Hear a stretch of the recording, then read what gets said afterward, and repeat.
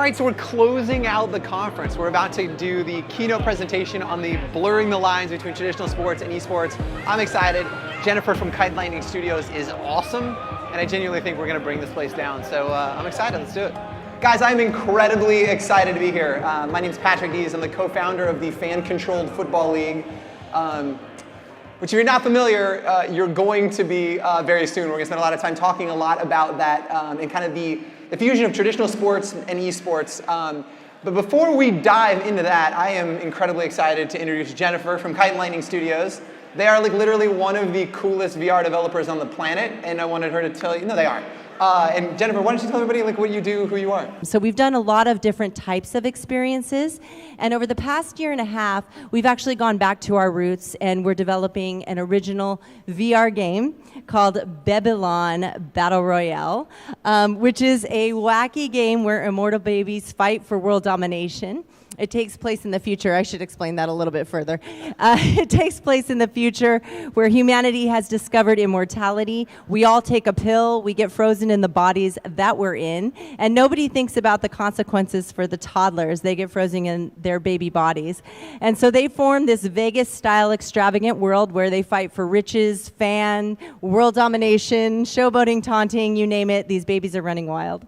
And actually, you know what? I brought a video that we could actually cut to right now, and you can get a better idea of what we've been up to at the studio. This is scheduled to launch this coming fall on Oculus and Vive. So I'm not sure if we have the video in the back.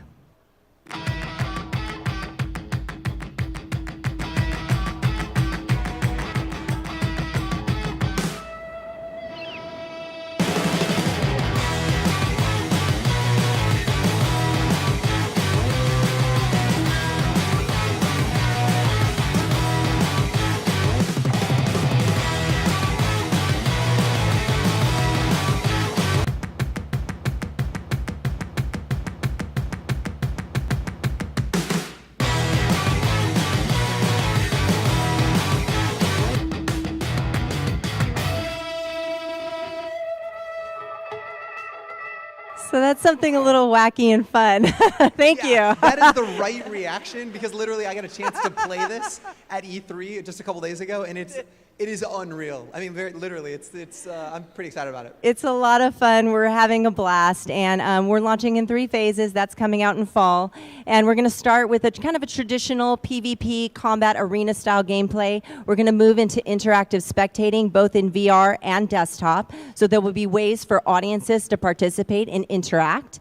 And then in the final kind of installment, we're going to move into open world, where there's going to be more community, socialization, events to go through, gambling, wagering, everything you can do in Vegas, you can do with these immortal babies. So, and then I'm going to actually turn it over to Patrick, because he's amazing, and he's got a lot of exciting things going on his end. Oh, I don't know about that. I think like so.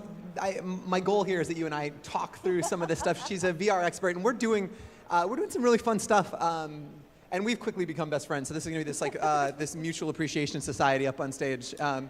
So I think we have a presentation we're going to go through a little bit. But guys, show of hands. I'm sure this is the entire audience here and people at home. Gamers, fair enough. Football fans, you watch football?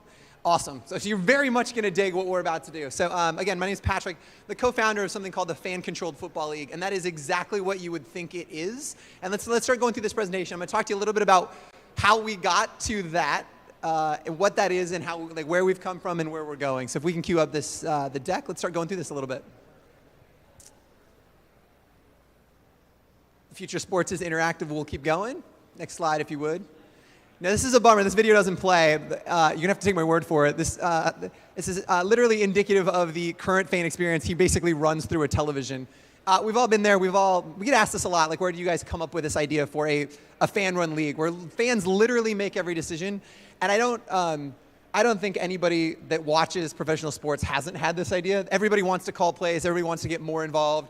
And the future of sports is very much this lean-forward experience. It's not that kind of traditional lean-back. So let's keep going through that slide if we can. Can we go to the next one? And I want to kind of add on to what you're saying. Even in VR, as we're progressing, something that you and I have talked quite extensively about is that lean forward experience. Yeah. And how do we achieve that when we're introducing things like VR? Because a lot of people have deemed that as an isolation type of exercise, and it's not. We're building community. We're building ways that you can interact together collectively within these experiences. And it's really important as developers that we think about these consumer experiences first. I think maybe before it was a little different when people were kind of stepping in. It was a new thing, but now people are wanting to engage. They're wanting to participate, and you guys are like nailing it on the head with that. It's amazing. No, I agree. I mean, the time is right now, and so to prove that out, let's pull that slide. We actually bought a team. Keep going. Next slide, if you would. We bought a team in October 2015. We bought a franchise in the Indoor Football League. So it is like kind of the premier like indoor football league in the United States. And guys, we let fans, next slide if we can. We literally told the league, our pitch to the league was, look, we're going to buy a team and we're going to let fans run it start to finish, right? So you can see on the screen, they chose the logo, our mascot, our colors, our name, our cheerleaders, who started for the team, who was the head coach. And ultimately, they chose plays in real time. This is the logo. We ended up being the Screaming Eagles of Salt Lake. A couple of the other top write-in votes were, we were very close. As you can imagine, the internet voted, so we got some real great names. We were almost named the Teamy McTeam Faces. This is a true story. Third behind that was also, we were almost the Stormin' Mormons, and all of that gear would have been great to have, but we ended up being the Screaming Eagles in Salt Lake. So let's keep going through that presentation if we can. So fans called plays in real time. They literally called every play that was run. Well, let's go to that next slide.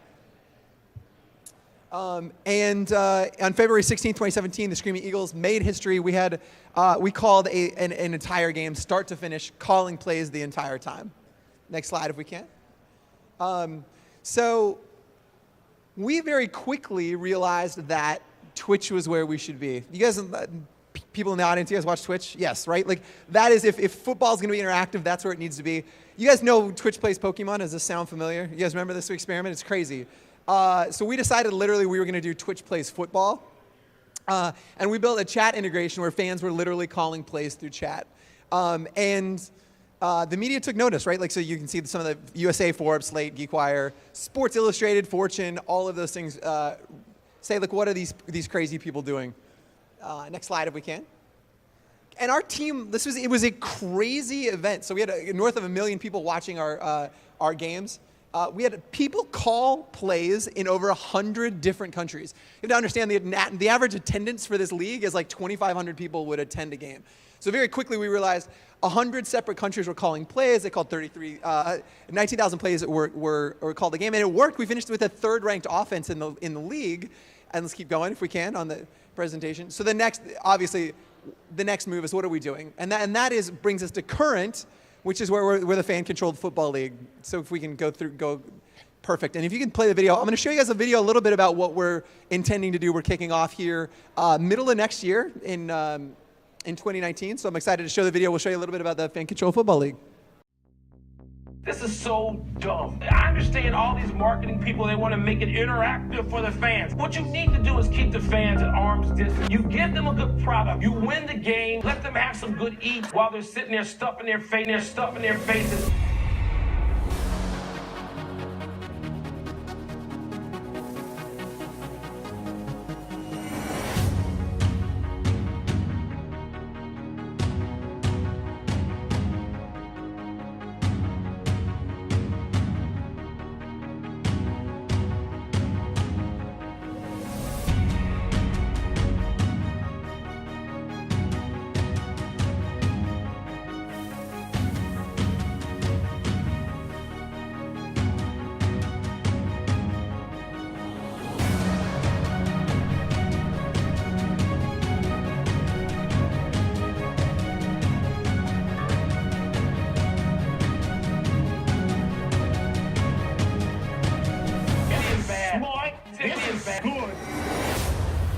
It's incredible. You can see at the end we were on PTI. It was incredible. It was Wellbon and Kornhauser arguing about, like, is this a good thing to let fans call plays. And the goal is literally, we want to rethink football from the ground up. So the idea in this league, you saw some of that stuff, but we have literally playing the game like you're watching a game of Madden, right? So you're not only calling plays, games are an hour long.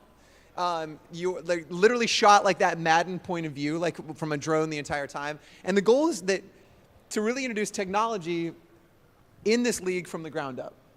Yeah, and I think one of the things you talked about, and just going back to kind of I'm always thinking from a VR perspective. Yeah. And we kind of talked a little bit about, how awesome is it? Because you're talking about reach on a global perspective, right? And it's really amazing that we have the capability in virtual reality to actually allow countries all over the world to go to an American football game in their headsets, regardless of their socioeconomic boundaries or restrictions, and share in an experience. That is extremely powerful. Now, with that, we've talked about, obviously what they're doing is super intelligent and smart in introducing it to the consumer the way that you are, so that they can get familiar. They're getting a lesson in, this is how I interact, this is the way it goes, and we're stepping into this place of introducing technology in sports, right? And it's so important because we don't want to overwhelm the consumer with everything that we're doing and the constant changing of all these platforms and integrations and mobile and this and that. So it's great because you're introducing something that they're familiar with, a lot of mobile, iPad, different devices that they're extremely familiar with. And then it allows for what you guys are doing for us to, as developers, to create the next level of allowing people to share within, I'm going to use the Ready Player One, but the oasis of yes. football, right? Yeah. Where people can actually now come together. And I can sit with you, and regardless of where I'm at in the world, we can enjoy this together on that level. Yep. And it's amazing. But we're paving the way, right? We're stepping that way through. And I just love everything that you guys are doing to kind of introduce it properly to the consumer. No, I think you're bang on. And one of the things that we're doing, actually, so we're having a helmet cam. And so the goal is to be for all of the kind of skill players, so you'll be able to have that perspective. Is that something that flies in VR? Could I watch the quarterback as he hikes the ball? Could I be watching that in VR? Well, we have to consider a little bit of motion sickness. Yeah, that was my question. Are you going to get nauseous? Right. I definitely think that there is room for certain camera perspectives, different angles. Obviously, if you might be up in the nosebleeds, but you might be able to see from on the field a different perspective while you're at the game in attendance. I think there's also a lot of activations, which I'm noticing that the kids who are being introduced to VR in a very early age, to them, they think that this is reality. It's just like us growing up on colored television or what have you. That we don't want to go back to black and white. We don't want to do these things. The kids are like, this is now, this is here. It's not foreign to them. Sure. So what I love is that you can introduce different activations where they could meet players, or they could have an interaction or a more intimate interaction, which they may never get before. Sure, yeah. And this allows for the players to have a new way to reach out to fans and connect. So there's things like that, additional activations in addition to gameplay and so forth. It's really interesting you bring that up. Like, one of the things that we saw on the proof of concept team is the nature of fandom change a little bit, and the nature of the relationship with fans to players.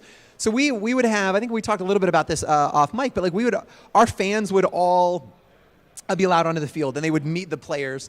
And so what we saw, like, just kind of organically, would change, right? We had an 8-year-old walk up to a wide receiver and said, "Hey, I called your play." And he got down and he's like, "Thank you so much for calling my play." And it was like the best experience this 8-year-old has ever had. He lost his mind. Like, it was an athlete thanking a fan, and I think it really changes that dynamic. And I can see what you're talking, like bringing them even closer through VR. Well, and one of the things that we're really proud of, we started working with streamers and different content creators as well as other VR developers to really open the conversation on creating richer audience experiences. Sure.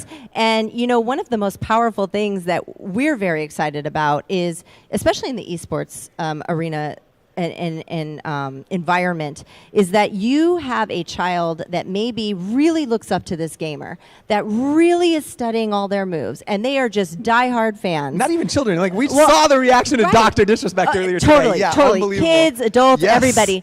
But now you can actually, it blows their mind when you can maybe enter a VR environment and you are there together now. Yeah. You are in that experience together, and that is powerful.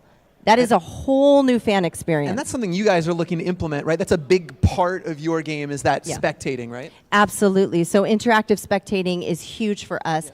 Immediately after we go with the traditional kind of the combat arena style, we really want to get people activated, socializing in the world, working together, and that interactive spectating where you can actually throw an item into the ring and affect gameplay, or cheer on your favorite baby. That's pretty.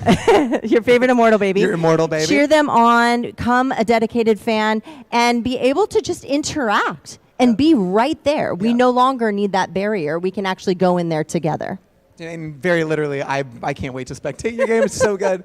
Guys, one of the things I didn't mention at the top was that, our hope would be this is participatory. I know that I can't see the Twitch chat at the moment, so if there are some amazing Twitch comments, please let me know. But guys, I know Maurice is out there. We'll run around. I'll run to you with a mic. There's Maurice up front. If you guys have any questions at any point, let me know. But let me just pause really quickly and say, questions about the fan-controlled football league to this point, or anything that Kite and Lightning's doing? Yeah, right here in front.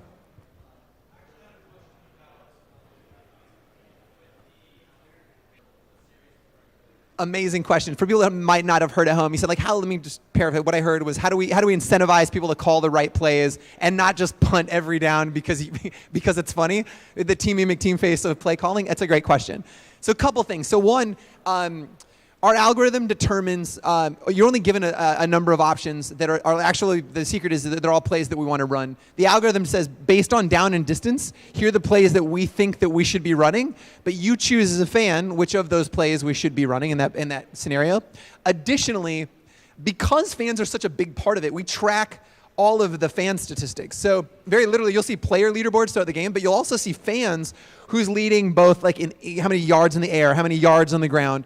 And then we have a third piece, which is fan IQ, which it's your score for not only calling the right plays, but scoring, furthering your team's objective. And so we'll see yards in the air, yards on the ground, total yardage, total points scored, and then a fan IQ to say, look, I'm literally the guy or gal that's calling the best plays in this game. But great question.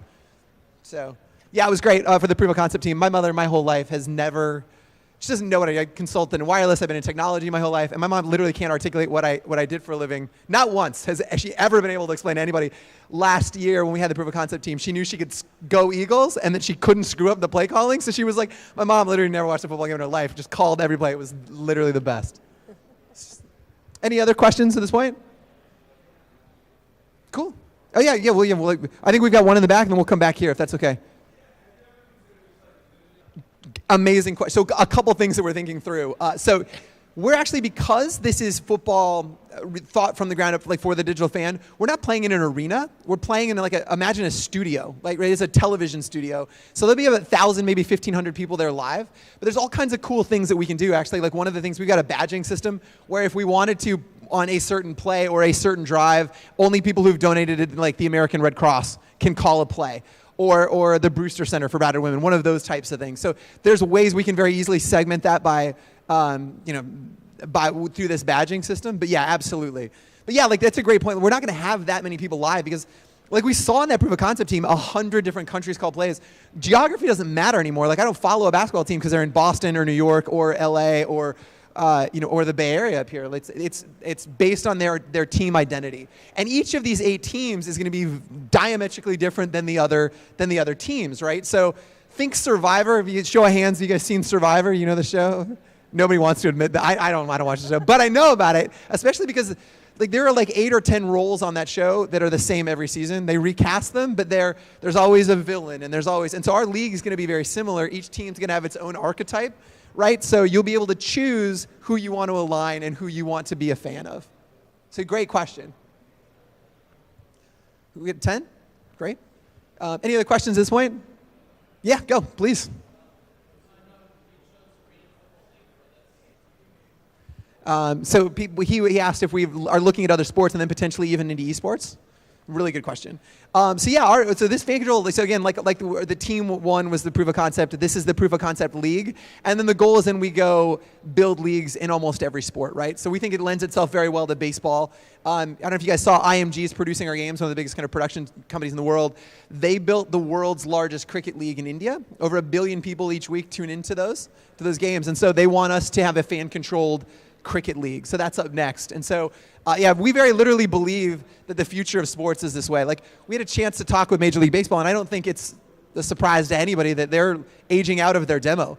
Literally, it's white noise when you watch baseball. Do you go to baseball games, Jennifer?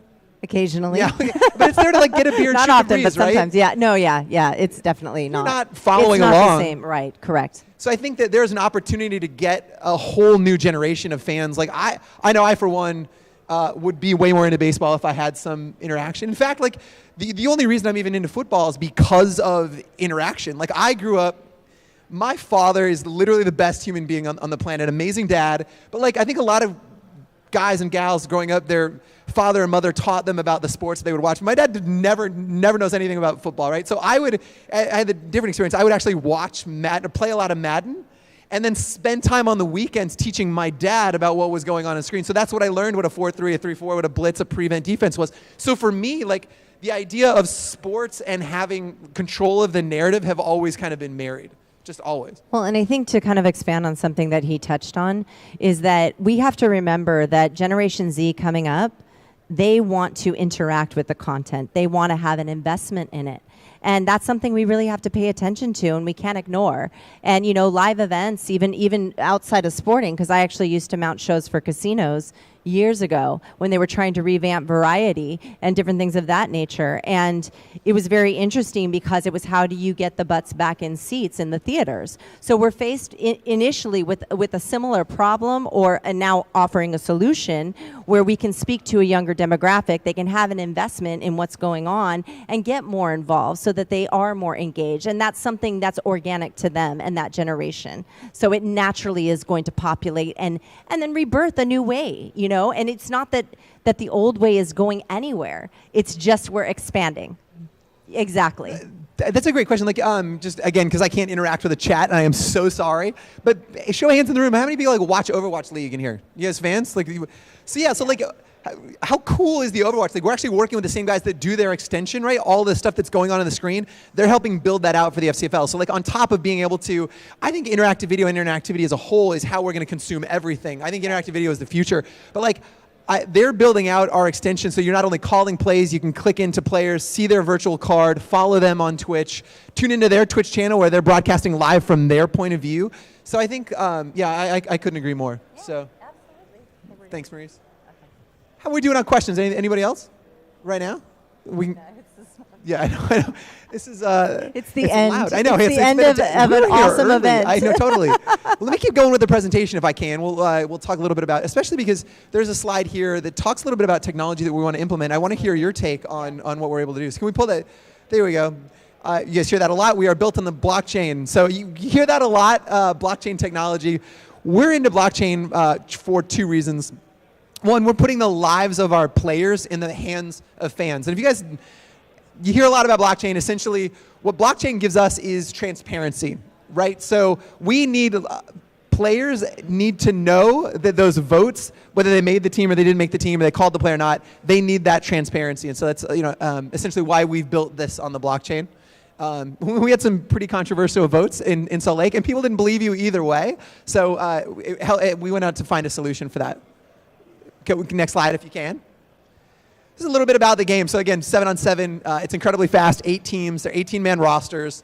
And like I said, we're all in one location. We're looking to build out in Las Vegas, so all 8 teams are going to be there. Games are going to be an hour long. Like, I love football. I can't sit through 3.5 hours on Sunday. I just can't. I can't do it. I mean, it's way too ADD. I think that's the problem. It depends. It depends on my mood. If I'm really competitive, if I'm ready to throw down, I'll sit there. Are you a big fan? Are you a big fantasy fan? Are you playing a lot of? I don't do a ton of fantasy, but I like football. Okay, all right, fair enough.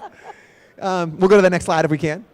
So here's what I wanted to talk to you a little bit about. Like, again, we're trying to think through immersive and interactive content, right? Like, we want to be able to come to people on every device. What would you say to me in the league, like, as we're thinking through, because you and I talked off mic, but like, we think VR is still probably a year out until there's like a critical mass out there of people who like will be able to access that content. But talk to me about like things I should be thinking through and the league should be thinking through as we want to move into VR.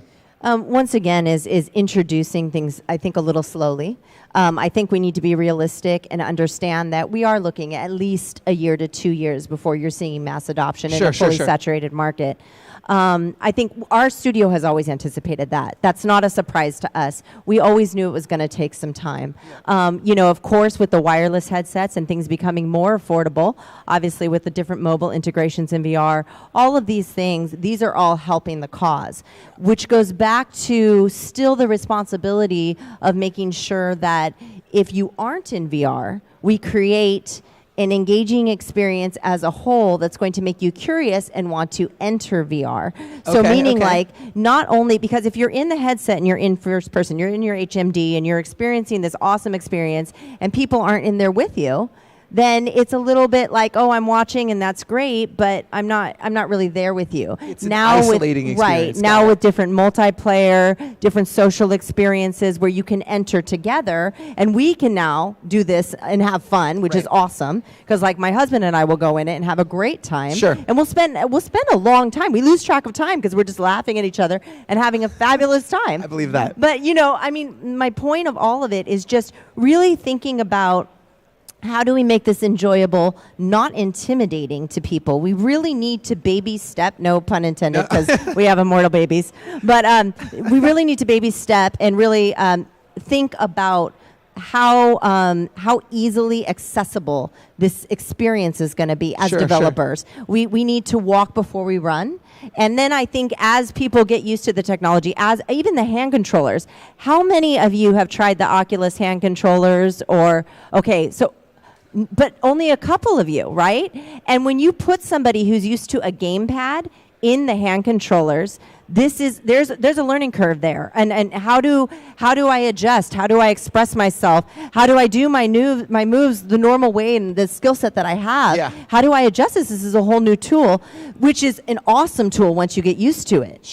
But we have to, once again, how do we step you through so that you win when you come out of this experience? You feel good and you want to go back. And when you create those experiences, the beauty of it is that once you get somebody in an experience that they win, they feel good about, they feel like there's success and there's more to discover and they feel confident. My experience is that a lot of times people will pull off the headset and say, wow, I don't want to go back now. I want to always play in this place, in this space. So with that being said, I think that for everything that you guys are doing, once again, it's just really keeping those maybe shorter experiences in mind to introduce it to your fans, and then make them familiar with the different devices that they can activate. How can I use this? If I have a phone versus a headset versus, there's a lot of things going on. So it's just really creating a universal experience, a community experience that you can share together, and then on top of it, making sure that you're able to kind of walk people through so they can succeed. Well, thank you. It was pretty insightful. We're kind of getting the red light. We need to start wrapping up. But Jennifer, tell people where they can find more about your game. And I encourage you, if you're watching in the audience, if you're watching at home, check this game out. It's incredible. Where can they find it? Absolutely. You can go to Bebylon, and it's spelled B-E-B-Y, so BEBYLON.world. You can also find us at kiteandlightning.com or follow us on Twitter at KNL Studio. It has got the coolest aesthetic. It's a little bit like, Vegas meets like Saints Row. It's so good. It's pretty wild. We're definitely pushing some boundaries. And I'll just stress, it's immortal babies. So these are mature babies that are doing a lot of crazy things, okay? She gets a lot of flack for that. Guys, if you want to know more about the Fan Control Football League, go to FCFL.io. You can follow me at Twitter. I'm at P to the D's. We're also at FCFL.io. And look for us to kick off middle of next year, but you'll be seeing a lot of us on Twitch. They acquired the streaming rights, so we're going to be doing a lot of votes up to kickoff. So naming teams, colors, logos, mascots, all of that stuff, and we kick next year in Vegas. So thank you guys so much for having us, and we'll talk to you guys soon.